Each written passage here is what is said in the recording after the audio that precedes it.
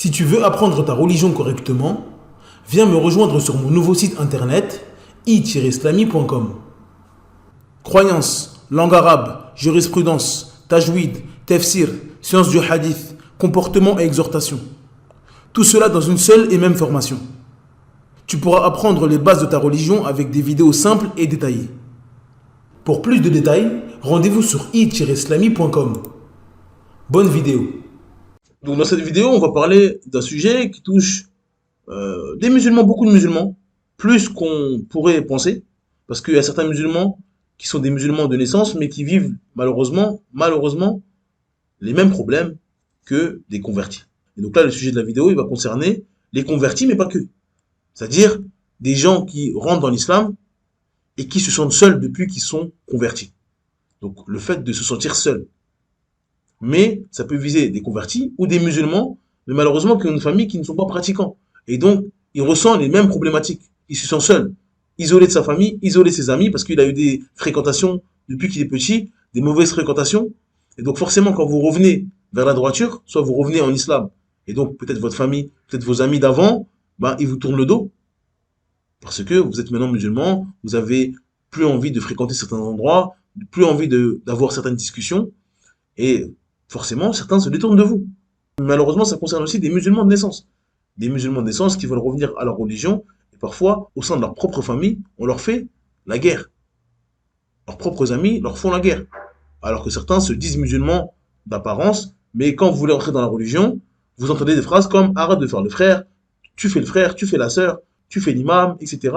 Et les plus fervents à vous combattre dans votre cheminement vers la religion, c'est vos amis qui se disent musulmans. Ils s'appellent Mohammed, ils s'appellent Abdullah, ils s'appellent Aïcha, ils s'appellent Khadija. Et vous voyez que quand vous parlez de voile, quand vous parlez de mosquée, vous dites voilà, j'ai envie de me repentir, j'ai envie d'arrêter la musique, j'ai envie un peu de m'élever spirituellement, c'est eux qui vous font la guerre. Et parfois des mécréants, ils disent je suis content pour toi. Une mécréante, je suis content pour toi, tu vas mettre le voile. Et une musulmane, peut-être qui met pas le voile, ou même une voilée, dit pourquoi, t'es sûr, attention, ne te précipite pas. Allah musta'an. Des choses qu'on entend. Donc le fait de se sentir seul, quand on revient vers Allah Azza wa Jal, quand on décide de se prendre en main, parce que c'est bientôt le Ramadan, parce que, alhamdoulilah, on a fait une Umrah, on a fait le Hajj, soit on a fait un acte d'adoration qui nous a élevés spirituellement et on a envie de se prendre en main, on a dit c'est bon, c'est fini, je reviens de Mecca, de Médine pendant 2 semaines, 3 semaines, j'ai eu un voyage spirituel qui a changé ma vie, ou alors, peut-être on a eu des épreuves, quelqu'un de notre famille est mort, ou tout simplement on s'est juste converti, et dès qu'on a annoncé notre conversion, là on a senti des gens qui nous menacent, des convertis, on entend des parents qui disent si tu te convertis, si tu n'arrêtes pas ça, tu vas voir, je vais te faire ça, je vais te faire ça, je vais te faire ça. Donc, peu importe la cause pour laquelle on est isolé, mais en tout cas, le fait de retourner vers Allah Azza wa Jal, parfois, ça isole certaines personnes et ils se sentent seuls. Donc, le fait de se sentir seul, malheureusement, ça provoque, le sentiment de se sentir seul, ça provoque malheureusement beaucoup de maux chez une personne. Et comme vous le savez, tout est lié. Donc un mal engendre un mal, etc. Donc c'est un cercle vicieux. Comme le bien engendre un bien. C'est un cercle vertueux. Donc le sentiment de se sentir seul, ça amène d'autres maladies. Comme, bien sûr, l'isolement social. Donc la solitude, ça peut être particulièrement difficile pour les nouveaux convertis à l'islam. Ou ceux qui rentrent dans la religion. Les musulmans de naissance, mais qui, entre guillemets, changent leur vie et commencent à vouloir aller à la mosquée, etc. Et à éviter des péchés. Donc ça, malheureusement, c'est un changement social. Entre guillemets, on va changer de fréquentation. Soit volontairement, soit involontairement. Des fois, juste annoncer votre islam, vous allez voir des gens, ils vont plus vous parler. Ou, des fois, c'est vous qui voulez. Parce que vous sentez que si vous fréquentez telle personne, vous n'allez jamais décoller. Vous n'allez jamais avancer. Ça, c'est pour la religion, c'est normal. Pour toute chose. Si vous voulez réussir à l'école et que vous fréquentez des gens qui vous poussent à sécher les cours, oh, viens pas, c'est rien, c'est le week-end, on est dimanche, demain c'est lundi, c'est pas grave. Ils vous poussent à chaque fois, allez pas à l'école, arrête de réviser, oh c'est pas grave, t'inquiète pas, t'as des bonnes notes, t'as pas besoin de réviser. Toujours ils vous poussent dans les choses négatives, qui sont un obstacle pour que vous réussissiez vos études. Si vous êtes intelligent, vous allez vous séparer de ces gens-là. Donc soit c'est vous vous séparez de ces gens-là, ou soit c'est eux naturellement, quand ils voient que vous êtes motivé dans une chose, ils disent bon moi ça m'intéresse pas, et ils vont partir naturellement. Donc forcément ça va pousser à un isolement social, parce que vous changez de statut, vous changez de fréquentation. Vous n'avez plus les mêmes amis, et parfois, le fait que vous fréquentez personne, en fonction de votre caractère, vous n'arrivez pas à vous ouvrir vers d'autres personnes. ou vous avez un certain âge, vous n'avez plus trop envie d'avoir des nouveaux amis, etc. Forcément, peut-être ça va amener à un isolement. Et vous allez vous renfermer sur vous-même. Et donc ça peut causer des maladies, des problèmes. Car comme vous le savez, Shaitan, il veut de vous que vous soyez isolé du groupe. Vous ne soyez pas avec la jama'a. Donc quand vous êtes isolé du groupe, et vous ne fréquentez pas de musulmans qui ont le même objectif que vous, c'est-à-dire revenir vers Allah, apprendre la religion, sur la droiture, prier, etc. Vous ne connaissez pas ces gens-là, vous connaissez que des gens du mal. Parce que vous avez changé de vie récemment. Vous n'avez pas du côté du bien, entre guillemets, vous n'avez pas de fréquentation. Vous avez que des fréquentations du côté du mal. Et donc vous voulez pas ces fréquentations-là, donc vous vous isolez. Et donc forcément, vous savez que la brebis qui est loin du troupeau, elle a la merci du loup. Et donc c'est ça que Shaitan il veut. Il veut ça de vous. Il veut que vous soyez seul pour vous égarer plus facilement. Donc ça c'est une maladie, c'est un danger bien sûr. C'est un grand danger. Autre maladie qui peut arriver, c'est le manque de soutien familial. Donc certains convertis, ils font face à une opposition de leur famille ou de leurs proches, en raison de leur choix religieux bien sûr, et ça peut entraîner un manque de soutien émotionnel et pratique. Donc ça, c'est dur quand vous n'avez pas le soutien de vos proches, des gens que vous aimez, votre mère, votre père. Encore une fois, que ce soit des convertis ou des musulmans de naissance. Ça arrive peut-être parfois plus chez des musulmans de naissance qui veulent revenir vers la sunna par exemple. Ils ont des parents musulmans qui sont entre guillemets pas pratiquants, qui prient pas, qui jeûnent pas, ils n'ont jamais appelé leur enfant à la prière, à la mosquée, etc.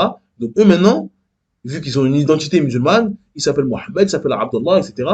Ils s'appellent Karim. Donc il a une identité musulmane, donc il veut revenir à cette identité, et tout de suite on lui fait la guerre. Oh, t'es devenu quoi? C'est quoi cette barbe? Qu'est-ce que tu fais là? Arrête avec ça. Viens au mariage de ton frère. Comment ça la musique? Qu'est-ce que tu nous racontes avec ta musique? Bref, on sait ce que malheureusement beaucoup de musulmans subissent. Donc le fait de se faire rejeter, le fait de ne pas se sentir soutenu, bah, c'est difficile. C'est difficile, ça cause une tristesse dans le cœur du croyant. Et c'est pas facile. Le manque de soutien familial, ça peut être très difficile pour le musulman. Ce manque de soutien, ça peut amener des maladies et des problématiques, des maux tels que le doute ou l'incertitude. Donc, le fait d'être seul dans sa foi, imaginez-vous dans votre maison, vous êtes le seul à prier. Dans votre maison, quand vous dites quelque chose, on vous écoute pas, vous êtes le fou de la famille, on vous rejette, on se moque de vous, oh, pas lui, oh, encore lui, on l'invite pas parce qu'il va nous casser la tête, bid'a, haram, kouf, shirk, arrête, man fatma, faut pas faire ça. Bref, vous êtes devenu le mouton noir de la famille. Et ben forcément, ça va amener des doutes et des incertitudes. Vous allez commencer à dire, est-ce que vraiment j'ai raison? Est-ce que je suis dans le droit chemin? Est-ce que c'est bien ce que je dis? Est-ce que ma croyance est bonne? Des doutes, des incertitudes.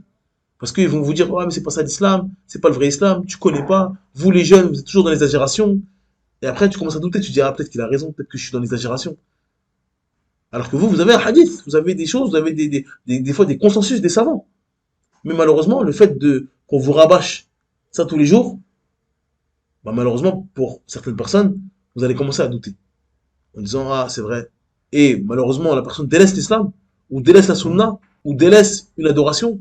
Il s'est fait avoir psychologiquement, et il est plus dur comme avant, parce qu'il a plus cette force-là. Et donc le doute s'est installé, et après il a laissé couler. Autre problématique qui peut surgir lorsqu'on se sent seul et isolé, c'est l'augmentation des tentations, des fitaines, des péchés en privé. Pourquoi? Parce que on est seul, on est isolé. Et donc malheureusement, les tentations seront plus faciles. Et encore une fois, Shaitan, il aura plus d'emprise sur vous. Vous êtes tout seul. Donc la solitude, ça va rendre les convertis vulnérables. Vulnérables aux tentations. Et en plus, c'est, comme on a dit, c'est un cercle vicieux. C'est-à-dire que le fait que vous êtes dans une famille de péchés, de pécheurs, ben, qui vont banaliser cela. Si vous demain vous vous mettez à écouter de la musique ou à regarder des choses qui sont haram, qui déplaisent à Allah, vous savez que personne va vous faire un rappel. Vous savez que votre père, il va rien dire. Votre mère va rien dire. Vous n'avez pas un grand frère ou une grande sœur qui va vous conseiller. Parce que c'est pas des musulmans ou parce qu'ils sont pas sur la sunna ou parce qu'ils sont désobéissants. Et donc, forcément, vous êtes seul. Et donc, c'est dur pour l'être humain d'être seul et à chaque fois qu'il fait quelque chose, c'est lui qui casse l'ambiance. C'est lui qui dit non, c'est pas, non, c'est haram, c'est pas haram, c'est haram, c'est haram. Et donc, au début, on a la force et après, on perd en force. On perd en force, on perd en force. Et après, on va peut-être être tenté de revenir à notre base, parce qu'on a une base, on est converti, ou on n'a pas grandi dans l'islam, etc. C'est pas une base chez nous. Donc revenir à notre base, c'est plus facile. Donc revenir devant la télé, devant la musique, etc. C'est plus simple. Surtout quand vous avez une famille qui continue à faire ça et qui vont être contents quand vous allez revenir à ça. Donc forcément, la tentation, elle est plus proche, elle est plus facile à saisir pour celui qui est isolé dans sa famille ou est isolé dans l'endroit où il vit parce que c'est le seul musulman ou parce que c'est un nouveau musulman. Et autre maladie, malheureusement, qui est très très grave et qui peut surgir dans la poitrine de la personne qui subit cela, c'est une certaine forme de colère envers Allah Azzawajal. Bien sûr, celui qui est converti, celui qui est débutant et qui est rentré dans l'islam récemment, parfois sa connaissance d'Allah, elle n'est pas élevée. Elle n'est pas élevée, sa connaissance d'Allah, parfois. Et donc, quand il est éprouvé et que socialement, c'est difficile, parce que l'être humain, c'est dur, socialement, il est fait pour vivre en société, l'être humain. Et donc, il n'aime pas être rejeté. Et donc, quand vous vous sentez isolé, avant peut-être vous étiez populaire, la sœur était populaire, machallah, elle était belle, elle avait des beaux cheveux, on lui faisait des compliments, etc. Maintenant, elle rentre dans l'islam, elle est voilée, on se moque d'elle, sa famille lui a tourné le dos, et elle se sent seule. Et malheureusement, avec l'ignorance, peut naître une colère vis-à-vis d'Allah, vis-à-vis du destin qu'Allah nous a prédestiné. Pourquoi Allah m'a fait ça? Je comprends pas. Plus je suis pieuse et plus je fais des efforts dans la religion, et plus je suis isolé, plus on se moque de moi. Alors que des gens qui sont moins pratiquants, etc., tu vois que la dunya leur ouvre les portes. Elle n'est pas voilée, elle a réussi à se marier. Elle fait des péchés, elle dit ça, elle fait ça, et elle a des enfants, etc. Et moi, je me sens tout seul, et moi, je suis éprouvé, moi, on me fait ça, etc. Donc, malheureusement, le musulman qui a une faible connaissance d'Allah Azzawajal, dans son cœur peut naître une certaine colère, une forme de colère vis-à-vis d'Allah Azzawajal. Qu'Allah nous préserve de cette immense maladie. Et ça va de pair, bien sûr, avec une autre maladie qui est l'ingratitude. Donc malheureusement, chez la personne, il peut commencer à avoir une forme d'ingratitude. C'est-à-dire, il va commencer à ne pas apprécier les bienfaits et les bénédictions qu'Allah Azzawajal lui a donnés. Car le plus grand bienfait, la plus grande bénédiction, le plus grand bien qu'Allah peut vous donner de manière absolue, c'est l'islam et la sunna. C'est l'islam et la sunna.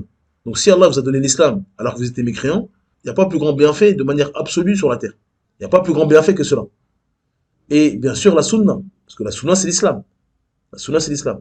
Donc si vous étiez musulman de base, mais que vous n'étiez pas pratiquant, ou alors vous étiez dans l'innovation, dans un égarement, et qu'Allah vous a guidé à la sunna, c'est un immense bienfait. Forcément, quand Allah vous donne un bienfait, peut-être après aussi, en disant oui j'y crois, oui je suis musulman, oui je suis croyant, oui je suis sunni, oui je suis salafi, peu importe ce que vous allez dire, forcément on va vous tester. Est-ce que c'est vrai? Et parmi les épreuves que vous pouvez avoir, c'est la solitude. C'est quand vous tournez le dos. Des prophètes avant vous, on leur a tourné le dos. Ibrahim alayhi salam, son père, il a tourné le dos. L'autre alayhi salam, son peuple lui a tourné le dos. Et j'en passe. Le prophète Mohammed sallam, son peuple. Mais quoi, nous tourner le dos? Vous n'allez pas être le premier à qui on a tourné le dos juste parce que vous venez avec un message de vérité et qui contredit et contrarie certaines personnes. Donc vous n'êtes pas le premier, vous n'êtes pas le dernier.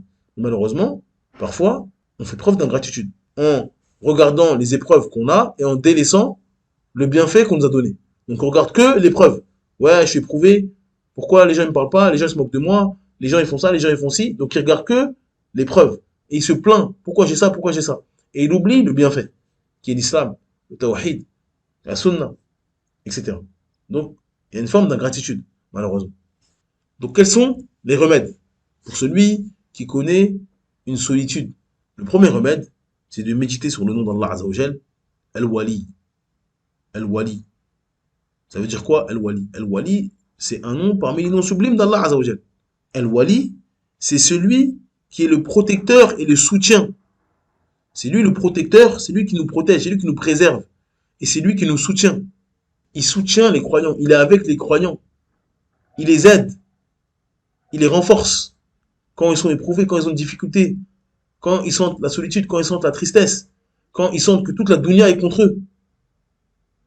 Il ne doit jamais oublier qu'il y a Al-Wali avec lui. Allah, il est avec toi. Allah, il te soutient.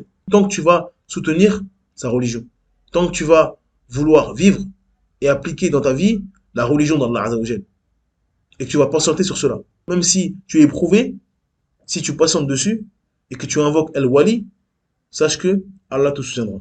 Allah sera avec toi. Donc celui qui médite sur ce nom, Al-Wali, il va voir que il n'est pas seul. Il n'est pas seul, il est dans un apprentissage. Il est à l'école, tu es à l'école, tu es en train d'apprendre. Et sache que tu n'es pas tout seul. On est en train de te former. On est en train de voir si tu es fort, si tu es sincère. Ne cesse pas d'invoquer Allah Azzawajal, Al-Wali. Lis le Coran. Allah te parle dans le Coran. Allah te parle. Si tu veux qu'Allah te parle, lis le Coran tous les jours. Mets dans ta vie la lecture du Coran. Ne dors pas sans avoir lu au moins une page ou un verset, peu importe en fonction de ton emploi du temps. Mais ne dors pas sans avoir lu le Coran. Allah il te parle dans le Coran. Et toi, si tu veux parler à Allah Azzawajal, tu te lèves la nuit, tu fais tes ablutions, tu invoques Allah Azzawajal. Et il n'y a pas meilleure chose que cela. D'avoir comme allié, comme soutien, Allah Azzawajal. Ça te suffit. Allah il te suffit comme soutien. Une fois que tu as conscience de cela, tu n'auras besoin de personne autour de toi. Même si tu es tout seul sur toute la planète, il y a toute la planète qui te tourne le dos, ça te suffit. C'est pour ça que tu vois les prophètes heureux, les croyants heureux, les pieux heureux. Parce qu'ils ont médité sur le nom Al-Wali. Et ils ont compris ce que ça voulait dire et ils l'ont mis en pratique. Et ils savent qu'ils ont Allah et ça leur suffit. Ils ont Allah et ça leur suffit. Autre nom sur lequel il faut méditer, c'est Al-Qarib. Donc Allah c'est Al-Qarib. Ça veut dire quoi Al-Qarib? Al-Qarib c'est un nom parmi les noms sublimes d'Allah Azzawajal. Ça signifie celui qui est proche, celui qui est proche de ses serviteurs. Allah il est proche de nous. Bien sûr, il est proche de nous par sa science. Sa science englobe toute chose. Donc, il sait dans quelle situation on est. Mais bien sûr, il a la sagesse parfaite. Et il a la science parfaite. Donc, il sait des choses que nous, on ne sait pas. Et donc, si on est dans cette situation-là, on est sûr qu'Allah, il est avec nous. Il nous soutient et il est proche de nous. Et s'il y a cela, parce qu'il est sage, il y a un bien derrière. Moi, je me dois de patienter sur la vérité, sur l'islam, sur le tawhid, sur la sunna. Et je sais qu'il y a Al-Qarib avec moi. Bien sûr, Al-Arjel, il est proche de moi par sa science. Car, bien sûr, Al-Arjel, il est au-dessus des sept cieux, au-dessus de son trône. Il n'y a aucun débat là-dessus. Donc, Al-Qarib, proche, ça veut dire que il est proche par sa science. Allah, il me connaît mieux que je ne me connais moi-même. Et moi, il se peut que j'aime une chose qui soit un mal pour moi. J'aime cette chose-là, j'ai envie de cette chose-là. Mais peut-être que c'est un mal pour moi. Moi, je ne sais même pas que c'est un mal pour moi. Je veux cette chose uniquement. Je veux me marier avec cette femme-là uniquement. Je veux des enfants uniquement. Je veux ça. C'est moi qui veux ça. Donc j'invoque. Ya Allah, donne-moi cette femme. Ya Allah, donne-moi cet homme. Ya Allah, donne-moi des enfants. Donc je veux ça. Mais il se peut que j'aime une chose là qui soit un mal pour moi. Car Allah m'a dit que les enfants, c'est une fitna. Peut-être que c'est la cause de ma perdition. Je ne sais même pas. Je ne sais même pas. Peut-être que cette femme-là, c'est la cause de ma perdition. Ou cet homme-là, c'est la cause de ma perdition. Donc c'est pour ça que ça fait partie du bon comportement quand on invoque Allah, de dire Ya Allah, donne-moi ce qui est bien pour moi. Ya Allah, donne-moi ce qui est bien pour moi. Je ne sais pas moi. Je ne sais pas. Tout ce que tu me donnes fait que c'est un bien pour moi. Et si je veux une chose précisément, je dis à Allah, Ya Allah, je veux cette chose-là. Si c'est un bien pour moi, donne-la moi. Si c'est pas un bien pour moi, éloigne-moi de cette chose. Même quand on veut une chose précisément, on met des conditions. On ne dit pas Allah, donne-moi. Parce qu'Allah, peut-être il va vous donner. Mais peut-être que c'est une épreuve pour vous. Et après, vous allez dire pourquoi je me suis marié avec elle. Pourquoi j'ai fait des enfants. Pourquoi j'ai fait ça. Pourquoi j'ai ça. Et après, vous allez regretter des choses que vous avez voulu vous-même. Donc c'est important de faire des bonnes invocations. Donc Allah Azza wa Jalla, c'est Al-Qarib, celui qui est proche de nous, qui nous assiste, qui nous facilite.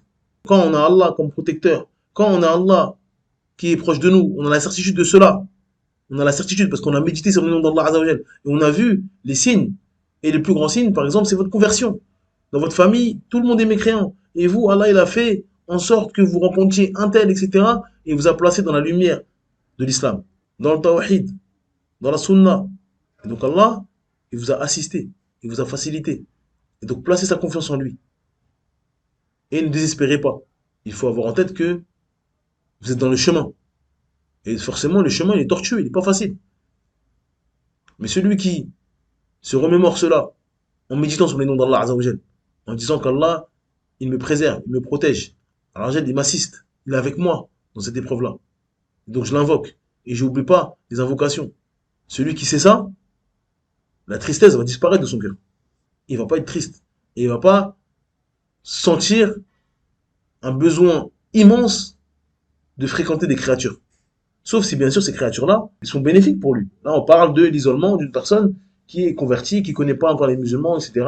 Mais si il connaît des gens, des musulmans, qui l'aident dans le bien, des gens de sciences, des étudiants en sciences, etc., ça bien sûr c'est bénéfique. C'est des bonnes fréquentations. Mais parfois celui qui est converti, Il n'a pas de bonne fréquentation parce qu'il est converti récemment, donc il ne connaît pas de musulmans qui vont l'amener, qui vont le tirer vers le haut.